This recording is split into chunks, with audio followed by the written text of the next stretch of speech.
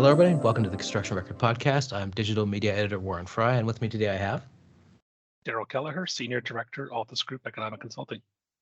And the reason we're talking to Daryl today is the Canadian Home Builders Association and Altus Group put out a report, the 2022 Municipal Benchmarking Study, and it examines sort of the delays and roadblocks and lack thereof of permitting and approvals and other processes that get stuff built or don't. That's very much a layman's way of explaining it. Maybe you could do a better. In fact, I guarantee you'll do a better job of explaining it than I just did.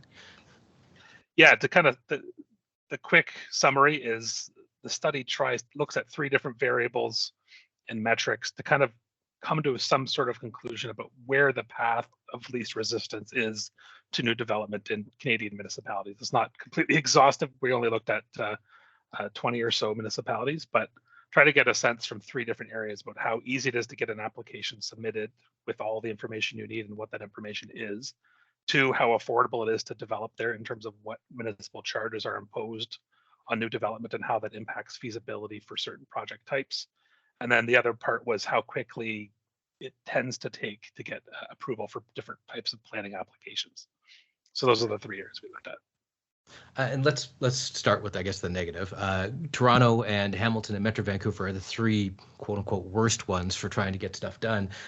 Metro Vancouver, just on its own, has a reputation locally, because I'm in Vancouver, just for being more difficult than the surrounding areas. I noticed with the GTA, almost all but London, the surrounding areas I've faced delays. What are the conditions, and maybe they're different for different cities, but what are the sets of conditions that you find that are common and different between the cities that keep things sort of delayed?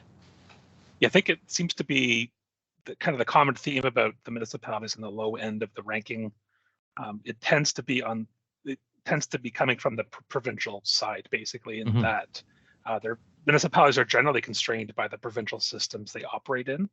So in Ontario, where most of the planning approval timelines tend to be the longest, the provincial planning legislation framework tends to have the most set of requirements. You have official plans, you have zoning bylaws, you have site plan review, you have plans of subdivision, plan of condominium. You have a very robust public participation system with comments and feedback and public meetings and citizen appeals, as well as private appeals from other interested parties. So there's just a lot more process, and that comes from the province. Municipalities are generally working within, well, they have to, but they're also working within the system that the provinces give them, basically. So that's the ultimate constraint. And it tends to be that the provinces of BC and Ontario have the most regulation that municipalities kind of have to adhere to. And conversely, I know the Alberta government, for one, it makes a big show of saying we're going to get rid of red tape. I don't know how much that affects this, but Edmonton, Calgary, Charlottetown, and London were the highest on the list. And Edmonton and Calgary specifically, I know that regulations have never. I grew up in Alberta. I know how unpopular regulations are there. so maybe that's part of it. Maybe it isn't. Maybe you could explain why Alberta and London and Charlottetown seem to be doing the best in terms of streamlined approvals and delivery. Yeah, so I'll start with Charlottetown first, just to kind of eliminate them from future discussion. They are a bit of an outlier in that it's a capital city in a very small province, so there's probably a lot more. The conditions are just different in Charlottetown. The province is 130,000 people. It's just a different environment in Charlottetown, so it's not necessarily representative or comparable to anything that's going on in Alberta or Ontario. So, so Charlottetown's doing a good job generally. But for the most part, it's just a very different environment there. Places like Calgary and Edmonton, the kind of common theme we've seen that what they're doing that places in Ontario specifically anyway are not doing, and that's use of development permits, where you go in, you do your pre-planning, you know what the densities are going to be, you know what the uses are going to be, you get public feedback, etc. Whereas Ontario, it's very site by site. Let's run this building through the public process. Let's do this building through the planning process and the public process. Whereas a lot of that work could be front-ended through a development permit system, or at least more. I think there's only 2 or 3 cases in Ontario where municipalities have even used the power that the Planning Act allows them to use. And the idea behind the development permit systems is you front-end all of that work. And so by the time development applications for buildings or building permits come forward, or development permits, as the case may be, all that planning work and all the discourse and all the back and forth between the municipality and the developers or the landowners That's all been mostly worked out. There's always going to be site-specific nuances and differences that pop up, I'm sure, but that's the kind of the big difference between what Edmonton and Calgary are doing. They're just a bit more proactive in planning. It's slowly coming to Ontario. There's some municipalities like Carleton Place and Saugeen Shores are either using or are about to use development permits, and with the idea of kind of moving the development approval system along and kind of take some of the contentious nature out of it, but also make some objective decisions before the landowners come in with development applications who already know what the general plan is. And I think that helps everybody on all sides of the table kind of understand what development pressures may be coming and how to react and respond and build infrastructure that you need to kind of service these developing areas. It kind of just fast forwards a lot of the process that is generally back-ended in Toronto and other GTA municipalities.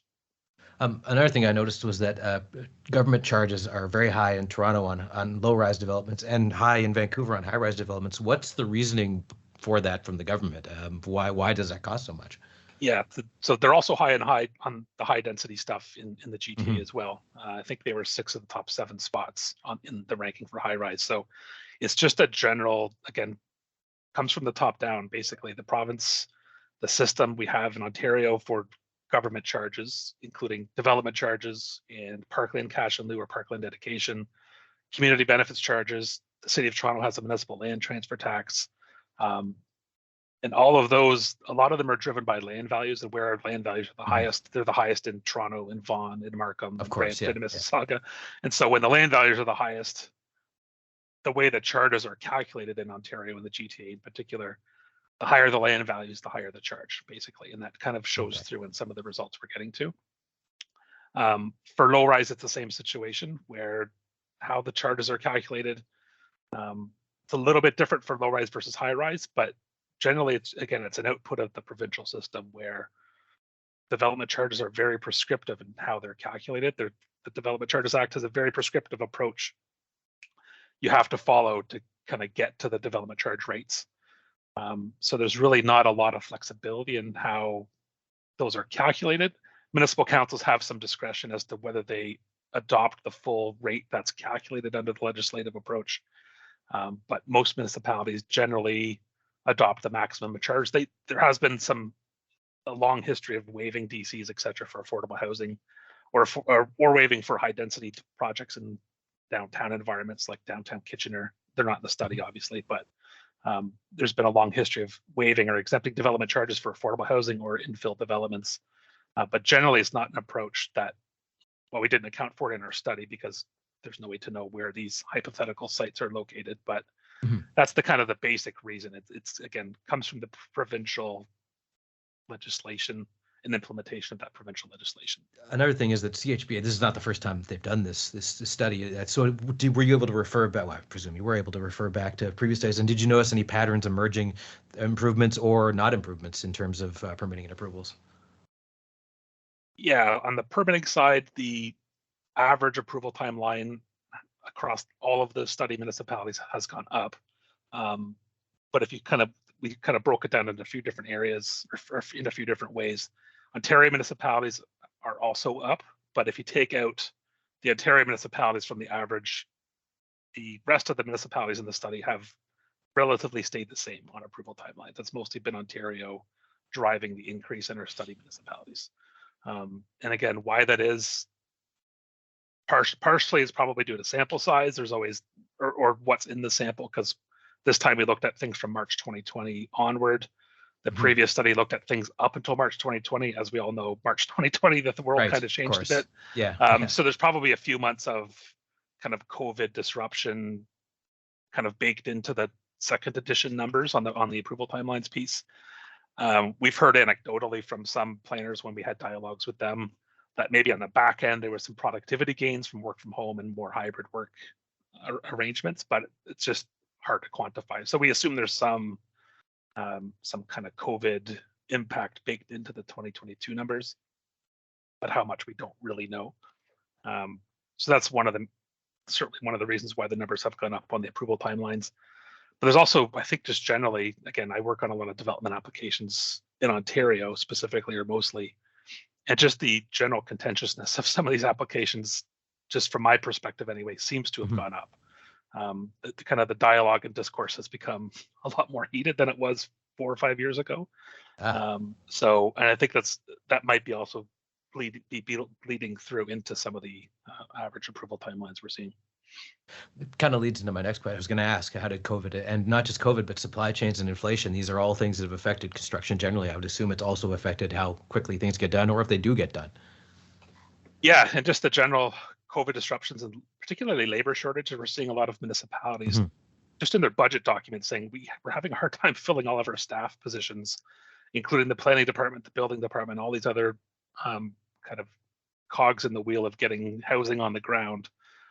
They're having the same labor shortages that construction companies are. They're having this, or consultants like ourselves, or any sort of other type of business. I don't think there's very many industries that are immune from the labor shortages we're seeing. So that has to be bleeding into some of the results we're seeing, where there's just not enough staff, both on the public sector side, but also some of the requirements of these applications.